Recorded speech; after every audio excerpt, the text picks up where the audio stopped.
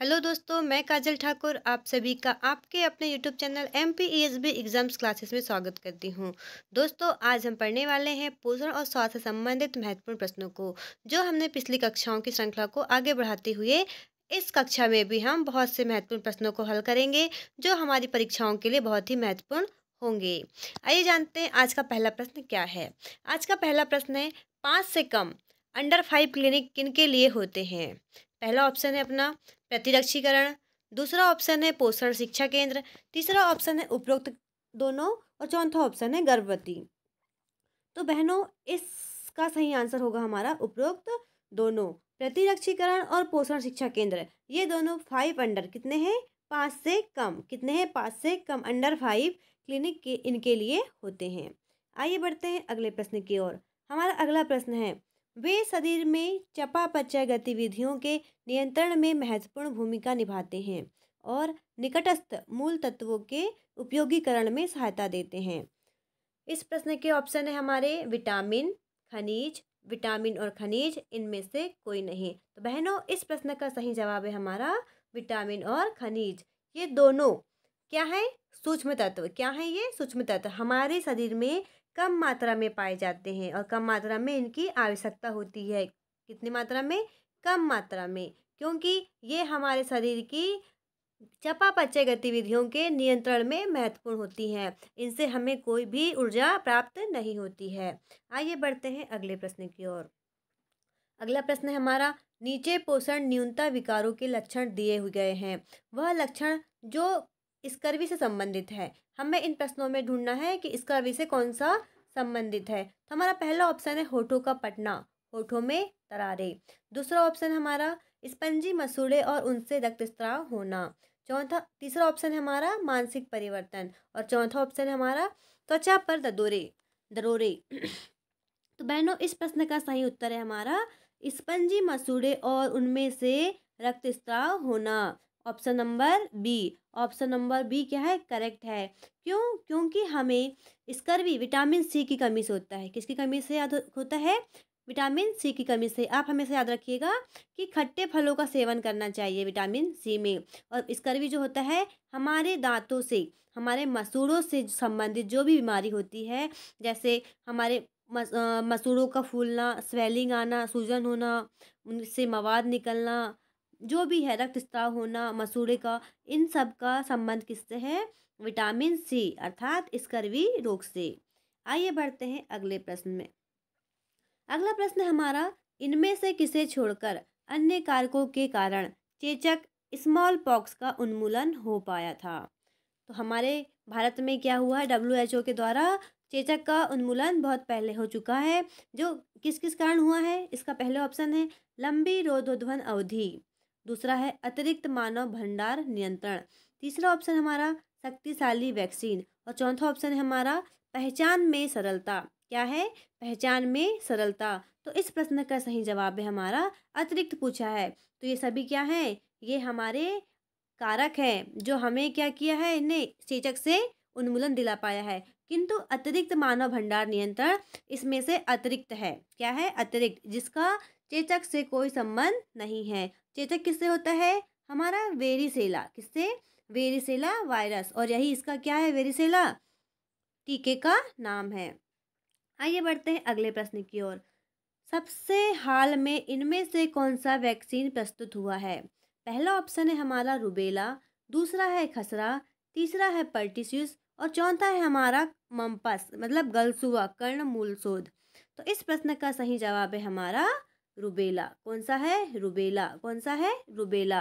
Rubella क्यों है, क्योंकि रुबेला जो है गर्भवती महिलाएं, यदि गर्भवती महिलाओं को रुबेला है तो क्या होगा, उनकी जो गर्भावस्था जो वो है वो सक्सेस नहीं हो पाएगी। हमें रुबेला के टीके गर्भावस्था के दौरान नहीं लगाना चाहिए।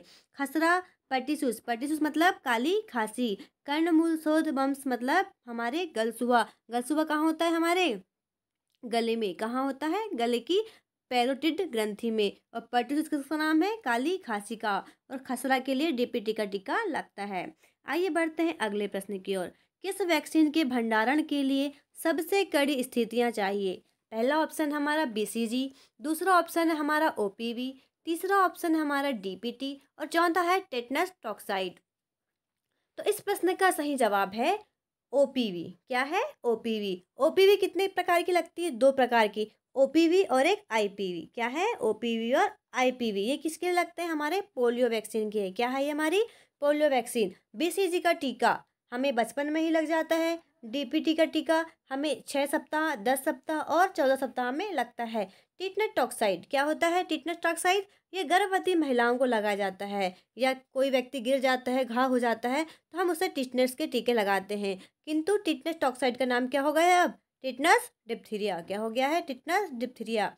और ओपीवी, ओपीवी की बात करेंगे तो ओपीवी को हम फ्रीजर में रखते हैं। फ्रीजर के जो कूल भाग होता है ना, जो बहुत ठंडा होता है, उसमें हम ओपीवी का क्या रखते हैं? स्टोर करते हैं। और भी कितने? इसमें -20 डिग्री में। कितने में? -20 डिग्री में हम ओपीवी को रखते हैं। अगला प्रश्न है हमारा, हरी पत्तेदार सब्जियां और ताजे फल का सबसे अच्छा स्रोत क्या है? इस प्रश्न के ऑप्शन है आहारी रेशे, दूसरा है प्रोटीन, तीसरा है वसा, चौथा है साइनोकोबाल्मीन। क्या है चौथा ऑप्शन? साइनोकोबाल्मीन। तो बहनों इस प्रश्न का सही जवाब है हमारा आहारी रेशे। क्या है? आहारी रेशे। हरी पत्तेदार सब्जियां और ताजे फल आहारी रेशे का सबसे अच्छा स्रोत है। आइए बढ़ते हैं अगले प्रश्न की ओर। स्त्रियों की प्रसूतावस्था प्रसवोत्तर काल की अवधि है। पहला ऑप्शन है प्रसव की समाप्ति से लेकर उसके बाद के 6 सप्ताह। दूसरा ऑप्शन है प्राकृतिक प्रसव की प्रक्रिया के दौरान। तीसरा ऑप्शन है गर्भावस्था की अंतिम तिमाही के दौरान। और चौथा ऑप्शन है उपरोक्त सभी। तो हमें यहाँ जानना है कि गर्भावस्था का प्रसव काल क्या होता है। प्रसव काल मतलब जब गर्भावस्था पूरी हो जाती है 9 महीने की, जो प्रसव का समय आता है उसे क्या कहते हैं हम? प्रसव काल। किंतु यहाँ पे प्रसूतावस्था मतलब बच्चे का प्रसव हो चुका है, प्रसव जो है हो चुका है। तो प्रसव की समाप्ति से लेकर उसके बाद के 6 सप्ताह तक की जो भी टाइम होता है वो क्या कहलाता है? प्रसवोत्तर काल। तो बहनों इस प्रश्न का सही जवाब है हमारा प्रसव की समाप्ति से लेकर उसके बाद के 6 सप्ताह तक। ठीक है, समझ गए आप? आइए बढ़ते हैं अगले प्रश्न की ओर। इन्फ्लुएंजा ए की बड़ी महामारियां खालिस्तान के अंतराल पर फैलती है। तो क्या फैलती है? 2 से 3 वर्ष के अंदर फैलती है, 10 से 15 वर्ष के अंतराल में, या 20 से 25 वर्ष, या 1 वर्ष। तो इन्फ्लुएंजा ए जो महामारी है वह 20 से 25 वर्ष के अंतराल में फैलती है। और 10 से 15 वर्ष के अंतराल में हमें किसका पता चलता है? एड्स का। किसका? एड्स का। आइए बढ़ते हैं अगले प्रश्न की ओर। आईसीडीएस योजना के परिधि कार्यकर्ता हैं। पहला है प्रशिक्षित दाइयाँ, दूसरा है आंगनवाड़ी कार्यकर्त्रियाँ, तीसरा है बालवाड़ी कार्यकर्ता और चौथा है स्वास्थ्य मार्गदर्शक। तो आईसीडीएस योजना के परिधि कार्यकर्ता जो कौन है? हमारी आंगनवाड़ी कार्यकर्त्रियाँ। कौन है? हमारी आंगनवाड़ी कार्यकर्त्रियाँ। आइए बढ़ते हैं अगले प्रश्न की ओर। इनमें से कौन स्तनपान का लाभ है? इनमें से कौन स्तनपान का लाभ है हमें बताना है। पहला ऑप्शन है माँ का दूध शिशु के पोषण संबंधी आवश्यकताओं के लिए आदर्श रूप से उपयुक्त है। दूसरा ऑप्शन है हमारा इनमें माता से प्राप्त एंटीबॉडी एवं प्रतिरक्षा कोशिकाएं होती हैं जो शिशु के प्रतिरक्षा तंत्र को उद्दीप्त करती है। तीसरा ऑप्शन है हमारा माता के दूध पर पले शिशुओं को एलर्जियां कम होती है। चौथा ऑप्शन है हमारा उपरोक्त सभी। इस प्रश्न का सही आंसर है हमारा उपरोक्त सभी। क्या आंसर हमारा? उपरोक्त सभी। मतलब स्तनपान जो माताएं शिशुओं को 6 माह तक स्तनपान कराती है उससे बच्चों को क्या क्या लाभ होते हैं। तो उससे क्या होता है? बच्चों को पोषण संबंधी सभी आवश्यकताओं की पूर्ति किससे होती है? माता के दूध से। इससे बच्चे में एंटीबॉडी, कौन सी एंटीबॉडी? मान लो विटामिन ए। विटामिन ए क्या होता है? हमारा जो कोलेस्ट्रॉल होता है माताओं के जो दूध में, माँ के दूध में एंटीबॉडी जो है विटामिन ए भरपूर मात्रा में पाया जाता है और प्रतिरक्षकाएं कोशिकाएं होती हैं। और बच्चे को माता का दूध पिलाने में एलर्जियां कम होती है। एलर्जी कम क्यों होती है? क्योंकि उसमें क्या होती है? एंटीबॉडी। क्या होती है? एंटीबॉडी जो बच्चे के क्या करती है? 6 माह तक या उसके बड़े होते तक उसे पोषण आहार प्रदान करती है। जो भी माता द्वारा खाया जाता है वह दूध के माध्यम से उस बालक में भी पोषक तत्व के रूप में जाता है। आइए बढ़ते हैं अगले प्रश्न की ओर। ग्रहणशील पोषी वह पोषी है जिसमें प्रतिरक्षा उत्पन्न होती है। पहला ऑप्शन है हाँ, दूसरा ऑप्शन है नहीं, तीसरा ऑप्शन है शायद और चौथा ऑप्शन है इनमें से कोई नहीं। सवाल को अच्छे से, प्रश्न को अच्छे से समझिएगा। अपन क्या करते हैं, कभी भी हाँ नहीं शायद वाले ऑप्शन में हमेशा हम हाँ को टिक करते हैं, किंतु इसमें क्या बोला है, ग्रहणशील पोषी वह पोषी है जिसमें प्रतिरक्षा क्षमता होती है। ग्रहणशील पोषी मतलब क्या होता है, विपरीत। क्या होगा, विपरीत। तो इसका आंसर क्या होगा, नहीं, यह नहीं है। आइए बढ़ते हैं अगले प्रश्न की ओर। छोटे बच्चों को प्रभावित करने वाली एक प्रमुख पोषण संबंधी समस्या जो अंधता का कारण बन जाती है। पहला ऑप्शन है आयरन की कमी, दूसरा ऑप्शन है विटामिन सी की कमी से, तीसरा ऑप्शन है विटामिन ए की कमी से और कैल्शियम की कमी से। तो इस प्रश्न का सही आंसर है हमारा विटामिन ए की कमी से क्या होता है, अंधता का कारण। क्या होता है, अंधता अर्थात रतौंधी रोग होता है। आइए बढ़ते हैं अगले प्रश्न की ओर। खालिस्तान की पर्याप्त मात्रा वाला आहार सामान्य गर्भावस्था के लिए उपयुक्त होता है। पहला ऑप्शन है हमारा प्रोटीन, विटामिन, खनिज, कार्बोहाइड्रेट और वसा। दूसरा ऑप्शन है वसा और खनिज। तीसरा ऑप्शन है कार्बोहाइड्रेट एवं विटामिन। चौथा ऑप्शन है प्रोटीन, कार्बोहाइड्रेट और वसा। बहनों, इस प्रश्न का सही उत्तर है हमारा प्रोटीन, विटामिन, खनिज, कार्बोहाइड्रेट, वसा।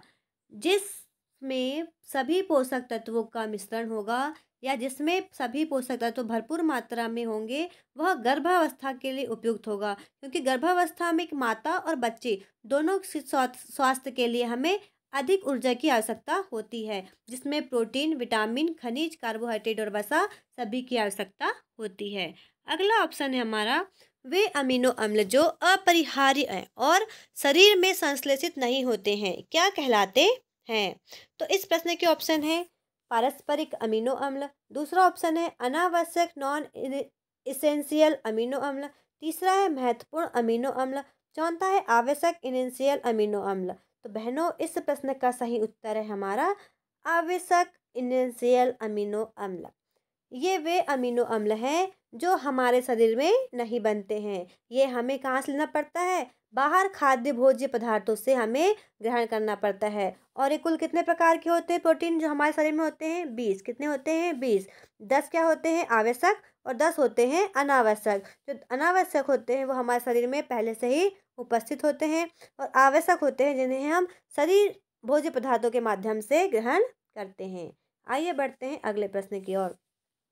70% से अधिक पूर्व विद्यालयी बच्चे तथा 90% से अधिक गर्भवती स्त्रियां एवं किशोरियां खालिस्तान से पीड़ित हैं। तो किससे पीड़ित होती हैं, पहला ऑप्शन है आयरन की कमी, दूसरा है सल्फर की कमी, तीसरा है मैग्नीशियम की कमी और चौथा ऑप्शन है फास्फोरस की कमी। तो बहनों, इसका सही सटीक आंसर क्या होगा, आयरन की कमी। स्कूल के बच्चों को भी हम क्या करते हैं, आयरन की गोलियां देते हैं। अलग अलग बच्चों के लिए, जैसे 1 से 5 तक के बच्चों के लिए अलग गोली और 6 से 8 तक के बच्चों के लिए अलग गोली आयरन की आती है। और महिलाओं को भी हम गोली देते हैं हर माह। आइए बढ़ते हैं अगले प्रश्न की ओर। इनमें से किसे छोड़कर अन्य रोग अंतर्राष्ट्रीय नियमन अधिनियम के अंतर्गत WHO को अधिसूचनीय है। पहला है प्लेग, दूसरा है डिप्थीरिया, तीसरा है हैजा, चौथा ऑप्शन है पीत ज्वर। तो इस प्रश्न का सही जवाब है हमारा डिप्थीरिया। इस प्रश्न का सही आंसर क्या है, डिप्थीरिया। आइए बढ़ते हैं अगले प्रश्न की ओर। अगला प्रश्न है हमारा वह चिकित्सक जो गर्भावस्था के दौरान देखभाल करने में विशेषज्ञ होता है। इसका पहला ऑप्शन है हमारा बाल रोग विशेषज्ञ, दूसरा ऑप्शन है स्त्री रोग विशेषज्ञ, तीसरा है प्रसूति विज्ञानी और चौथा इनमें से कोई नहीं। जो डॉक्टर गर्भावस्था के दौरान गर्भवती महिला की पूरी जानकारी और उसकी देखभाल करते हैं वो क्या होते हैं, प्रसूति विज्ञानी। क्या होते हैं वो, प्रसूति विज्ञानी। बाल रोग मतलब बच्चों के, स्त्री रोग मतलब महिलाओं के, किंतु गर्भावस्था के दौरान प्रसूति विज्ञानी होते हैं। यदि आपको हमारी पूरी कक्षा बहुत पसंद आई हो या आपको हमारे प्रश्न बहुत सही लगे हों तो कृपया करके हमारे वीडियो को, हमारे चैनल को सब्सक्राइब और लाइक ज़रूर करें। धन्यवाद।